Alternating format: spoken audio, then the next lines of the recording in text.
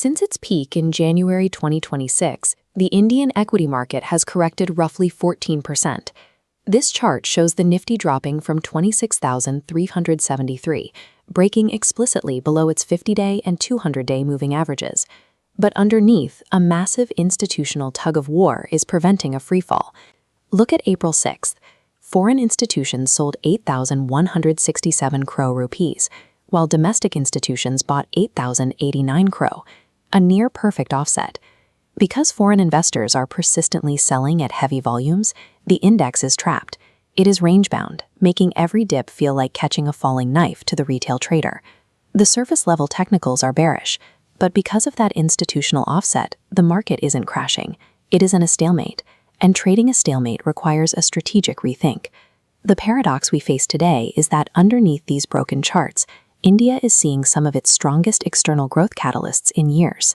Domestically, the repo rate has been cut to 5.25%, a 125 basis point drop throughout 2025 that is currently boosting loan demand.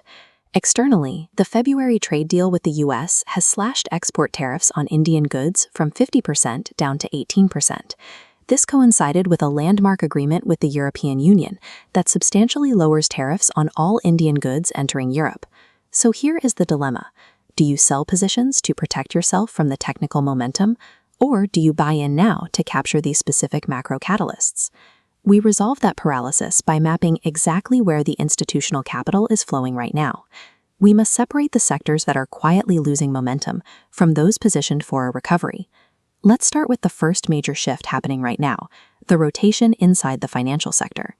The move here is reallocating capital away from last year's winners, the PSU banks, and moving it directly into private banks like ICICI and HDFC. By making this move, your portfolio directly captures the tailwind of that 5.25% repo rate, which is currently driving credit growth in housing and MSME loans. This matrix shows how to navigate net interest margin, or NIM, compression. While PSU banks are facing margin pressure, private banks offer safety through superior asset quality. The trade-off is clear. You are abandoning the high beta 27% momentum surges that PSU banks delivered in 2025. You are explicitly accepting slower growth to buy safety. Rotating into private banks trades unpredictable, volatile momentum for compounding safety in a rate cut environment. The second rotation moves money from massive infrastructure plays into everyday consumer goods. You execute this by exiting richly valued capital goods and defense stocks, companies like BEL trading at a 51 price-to-earnings ratio, and buying into FMCG companies where volume growth is now outpacing price growth. Analysts project FMCG will grow at a 15% CAGR following rural revival and recent GST cuts. Positioning here now creates a margin of safety before that growth is fully priced in. The primary driver making this work is that rural demand is currently growing at 8.4% year-over-year, nearly doubling the growth rate of urban areas. The trade-off is that you have to leave a sector equipped with guaranteed government order books and buy into a sector that has heavily underperformed the market for 2 full years. This FMCG mean reversion play requires patience, but it offers a rare entry point to buy before the rural data is fully reflected in stock prices. The final rotation addresses global export exposure. First, you dump cyclical commodity stocks, specifically metals and oil, which are getting battered by the global trade war and the forced transition away from Russian oil. Then you reallocate heavily into pharma and IT. These sectors are positioned to capture immediate margin expansion from the new US and EU tariff exemptions. IT has the largest US exposure of any sector in India. That makes it the primary catalyst-driven play on the board right now. The trade-off you have to accept is that buying IT today is a recovery play. It is not the start of a massive new bull run, which means you have to stomach near-term volatility.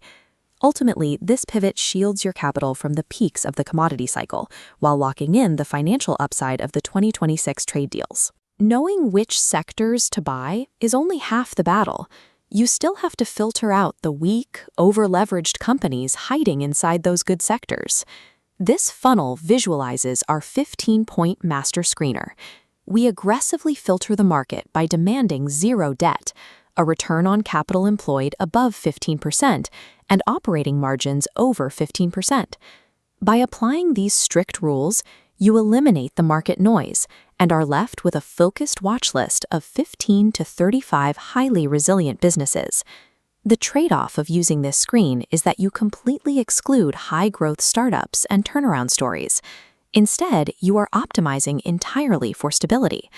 Ultimately, the result is a boring portfolio, but statistically, it is the safest way to survive a prolonged sell-off from foreign institutions. The broader lesson here is that institutional money is shifting capital out of leveraged cyclical assets and moving directly into high-efficiency companies benefiting from these trade deals. Here is our strict red flag avoid list. First, avoid metals due to China oversupply. Second, avoid realty. It faces high leverage and cooling demand.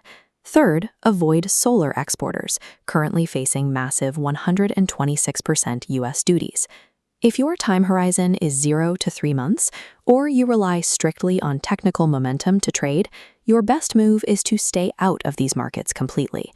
Until the Nifty reclaims its 200-day moving average at 24,668, the short-term trend remains your enemy. If your time horizon is 6 to 12 months, your playbook is to slowly accumulate FMCG and private banks on the market depths. This timeline illustrates the ideal setup. The perfect candidate for this environment is the 2 to 3 year accumulator, sitting on cash to deploy. The current market presents a rare setup. IT, pharma, and FMCG are all simultaneously bottoming below their previous peaks. All three of those sectors have improving fundamentals, and all three are direct beneficiaries of the US and EU tariff cuts. Do not buy the index. Buy the internal sector rotation and stick to zero-pledge compounders. By ignoring the technical noise and aligning your capital with these macroeconomic catalysts, you can use today's fear to lock in growth driven by these trade deals.